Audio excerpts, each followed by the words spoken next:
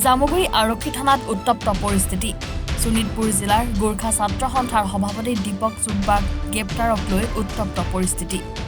চহী জালিয়াতিৰ অভিযোগত পুৱতি নিশা গ্ৰেপ্তাৰ কৰে জামুগুৰি আৰক্ষীয়ে।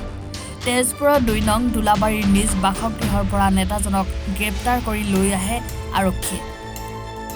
মাটিৰ গৰাকী লাল বাহাদুৰ নেৱাৰৰ এজাহাৰৰ ভিত্তিত আৰক্ষীয়ে গ্ৰেপ্তাৰ কৰিছে ছাত্ৰ নেতাজনক।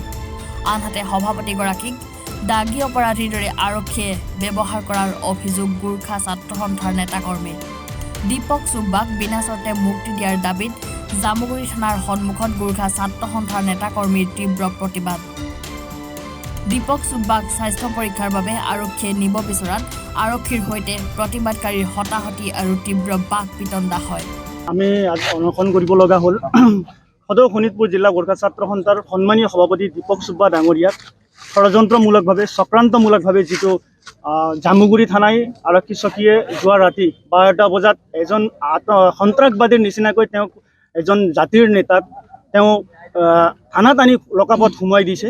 আমি এই বিষয়ত আমি সদৌ শোণিতপুৰ জিলা গোৰ্খা ছাত্ৰ সন্থাই আমি এই ঘটনাক ধিক্কাৰ আৰু গৰিহণা দিছোঁ আৰু লগতে বিনা চৰ্তে আমাৰ শোণিতপুৰ জিলাৰ গোৰ্খা ছাত্ৰ সন্থাৰ সন্মানীয় সভাপতি দীপক চুব্বা ডাঙৰীয়াক বিনা চৰ্তে মোকলাই দিব লাগিব, সসন্মানে মোকলাই দিব লাগিব বুলি আমি ইয়াত মৌনভাৱে প্ৰতিবাদ কাৰ্যসূচী গ্ৰহণ কৰিছোঁ।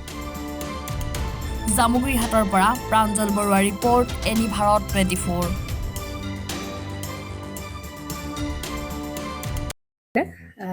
জুবিন গাৰ্গৰ গীতসমূহৰ ওপৰত আধাৰিত গানে কি আনে নামৰ এটা সুন্দৰ অনুষ্ঠান আপোনালোকৰ ওচৰলৈ আহি আছে অতি শীঘ্ৰে। অহা 15 আগষ্টৰ পৰা ধেমাজিৰ পৰা প্ৰথম অডিশ্যন আৰম্ভ হ'ব আৰু সেই অডিশ্যনৰ যোগেদি বিভিন্ন কণ্ঠশিল্পীসকলে যিসকলে এই অনুষ্ঠানত যোগদান কৰিব বিচাৰে তেওঁলোকে এই অডিশ্যনৰ যোগেদি আগবাঢ়ি আহক আৰু জুবিন গাৰ্গৰ বহুত ভাল লগা গান আমি সদায় শুনি আহোঁ আৰু আপোনালোকৰ যদি ভাল লগা গান থাকে জুবিন গাৰ্গৰ আপোনালোকে গাই ভাল পায় তেন্তে অডিশ্যনত যোগদান কৰক। মোৰ ফালৰ পৰা আন্তৰিক শুভকামনা থাকিল এই সম্পূৰ্ণ অনুষ্ঠানটোলৈ। ধন্যবাদ।